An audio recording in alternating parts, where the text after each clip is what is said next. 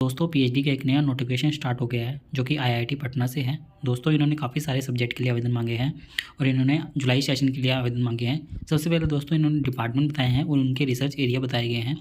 तो आप देख सकते हैं department chemical and biochemical engineering, जिसके अंदर रिसर्च एरिया वगैरह दिए हुए हैं।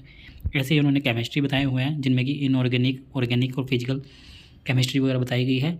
और civil and environmental engineering, computer science and engineering, electrical engineering, humanities and social science, जिसके अंदर भी काफ़ी सारे सब्जेक्ट दिए हुए हैं जैसे कि English, geography, sociology, linguistic, human resource and organizational behaviour, applied psychology, economics, mathematics, mechanical engineering, metallurgical and material engineering, physics.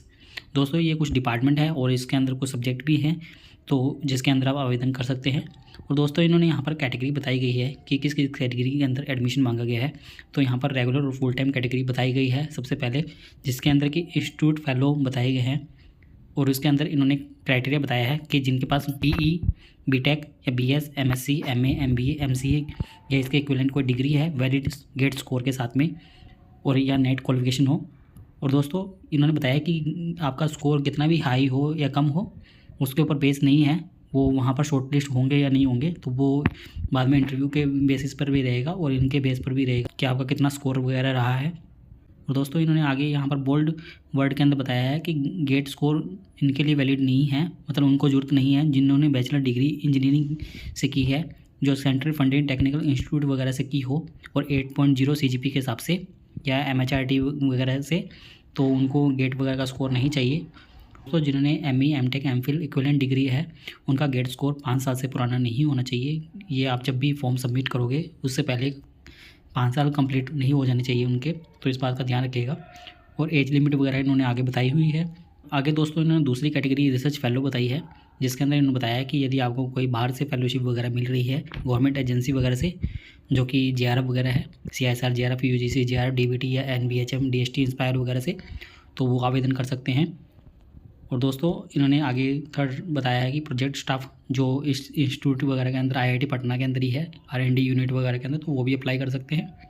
But उनको गेट स्कोर होना चाहिए, उनका भी गेट स्कोर 5 साल से पुराना नहीं होना चाहिए, तो इस बात का ध्यान रखिएगा। और दोस्तों यदि उनका प्रोजेक्ट PhD के एडमिशन से पहले ही कंप्लीट हो जाता है तो उनको सेल्फ फाइनेंस की कैटेगरी में ही रखा जाएगा। आगे ऐसे इन्होंने स्पॉन्सर्ड फुल टाइम कैटेगरी बताई है कि जो किसी पब्लिक सेक्टर यूनिट वगैरह में या गवर्नमेंट ऑर्गेनाइजेशन वगैरह के अंदर या R&D वगैरह के अंदर वर्क कर रहे हैं तो वो स्पॉन्सर कैटेगरी के अंदर आते हैं। उनको 2 ईयर का वर्क एक्सपीरियंस चाहिए, NOC सर्टिफिकेट वगैरह भी देना होगा उनको। और ऐसे ही इन्होंने आगे एम्प्लॉयड पार्ट टाइम के लिए बताया है कि यदि कोई एम्प्लॉय वगैरह है पार्ट टाइम वगैरह के अंदर उनको NOC वगैरह देना होगा।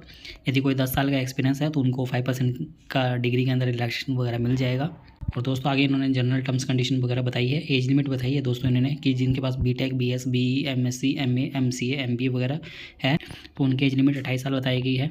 और MTech, ME, MS, MPhil वगैरह वालों के लिए 32 साल बताई गई है और SRF।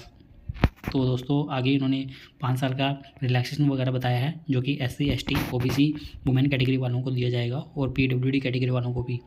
यहाँ पर मिनिमम एजुकेशन क्वालिफिकेशन वगैरह बताई है। तो दोस्तों याद रखिएगा कि गेट वगैरह ये आपके पास में स्कोर वगैरह तो होना ही चाहिए।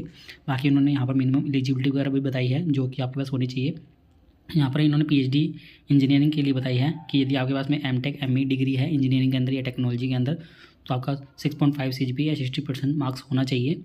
यदि आपके पास में बैचलर डिग्री है इंजीनियरिंग टेक्नोलॉजी या रिलेवेंट ब्रांच के अंदर तो आपके 70% मार्क्स होने चाहिए, 7.5 CPI वगैरह होना चाहिए। और यदि आपके पास मास्टर डिग्री है साइंस वगैरह के अंदर तो आपकी 70% मार्क्स होना चाहिए 7.5 CPI के साथ में।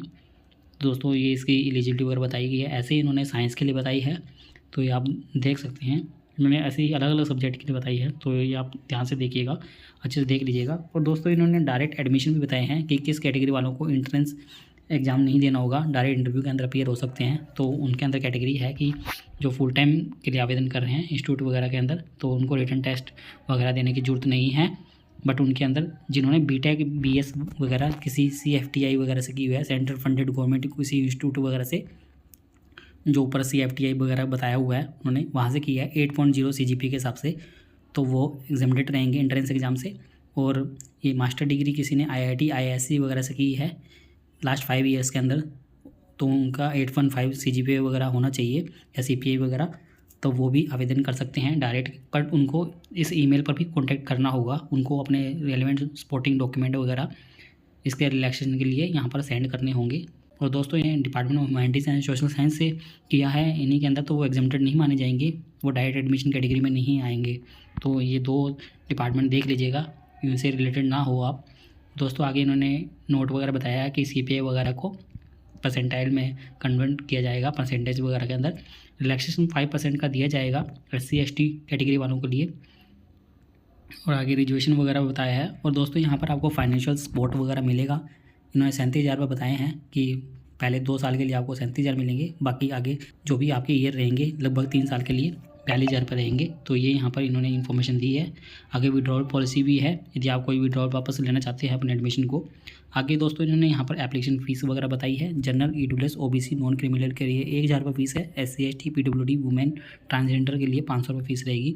और दोस्तों एप्लीकेशन फॉर्म भरते वक्त याद रखिएगा कि आप एप्लीकेशन फॉर्म भरने से पहले आपको पेमेंट करनी होगी। तो यहाँ पर साफ लिखा हुआ है कि आपको इस बैंक अकाउंट के अंदर NEFT ट्रांजैक्शन वगैरह करना है, और जो आपका UTR नंबर वगैरह होगा या ट्रांजैक्शन नंबर वगैरह होगा वो एप्लीकेशन फॉर्म के अंदर फिलअप किया जाएगा और आप आगे फॉर्म को फिलअप कर पाएंगे। पेमेंट करने के बाद में दोस्तों ये लिंक दिया हुआ है जहाँ पर आपको एप्लीकेशन फॉर्म फिलअप करना है, आवेदन करना है। दोस्तों लिंक वगैरह सभी आपको हमारी वेबसाइट पर मिल जाएंगे, जहाँ से आप आवेदन कर पाएंगे। और इस नोटिफिकेशन की लिंक भी मिल जाएगी, जहाँ से आप इस नोटिफिकेशन को देख पाएंगे। और दोस्तों यहाँ पर आगे इन्होंने कुछ और इन्फॉर्मेशन वगैरह भी दी है कि आपको क्या क्या सपोर्टिंग डॉक्यूमेंट वगैरह आपको इंटरव्यू के टाइम पर लेके जाने होंगे। तो ये देख सकते हैं आप। दोस्तों यदि आप फॉर्म वगैरह फिलअप कर देंगे तो आगे आपको ईमेल मिल जाएगा, तो आप स्पैम फोल्डर वगैरह भी चेक कर लीजिएगा। दोस्तों यहाँ पर इन्होंने कुछ इंपॉर्टेंट डॉक्यूमेंट्स वगैरह बताए हैं, जिनके अंदर इन्होंने बताया है कि आपके सेल्फ अटेस्टेड कॉपीज़ वगैरह होनी चाहिए सबकी, जिनमें कि 10th से लेकर PG डिग्री तक भी आपकी जो भी मार्कशीट वगैरह है, डिग्री वगैरह है, वो सब रहनी चाहिए। रिजर्वेशन कैटेगरी सर्टिफिकेट वगैरह, नेट गेट उसका सर्टिफिकेट, NOC हो यदि आप पार्ट टाइम वगैरह के अंदर आवेदन कर रहे हो या जॉब वगैरह के अंदर है तो, और आपने जो पेमेंट की है उसकी रिसिप्ट वगैरह, इस प्रकार के सभी डॉक्यूमेंट वगैरह आपको रखने होंगे। और आपको जब डिपार्टमेंट में इंटरव्यू के लिए बुलाया जाएगा तो वहाँ पर पेश करने होंगे, नहीं तो आपको रिजेक्ट कर दिया जाएगा यदि आप डॉक्यूमेंट्स वगैरह नहीं लेके जाते हैं तो। और आपको हार्ड कॉपी सेंड करने की ज़रूरत नहीं है। और सिलेक्शन आपका यहाँ पर बताया हुआ है कि गेट नेट वगैरह के ग्रेड वगैरह को भी देखा जाएगा शॉर्ट लिस्ट करने के लिए। आगे दोस्तों इन्होंने कुछ इंपॉर्टेंट डेट्स वगैरह बताई है कि एप्लीकेशन फॉर्म आप 1 अप्रैल से आवेदन कर सकते हैं। 21 अप्रैल दोस्तों इसकी लास्ट डेट रहेगी, रात के 12 बजे से पहले आप आवेदन कर सकते हैं इसको। और आपका कॉल लेटर वगैरह ईमेल के थ्रू 2 मई को आ जाएगा। और एग्जामिनेशन डेट वगैरह आपको 14 से 22 मई तक रहेगी। और आपका रिजल्ट 27 मई को आ जाएगा।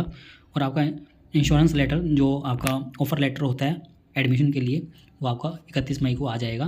दोस्तों आगे कुछ हेल्पलाइन नंबर वगैरह दिए हुए हैं, यदि आपको कुछ इन्फॉर्मेशन आ रही है फॉर्म फिलअप करने से रिलेटेड या फ़ी पेमेंट से रिलेटेड, तो आपके ईमेल पर भी कॉन्टैक्ट कर सकते हैं।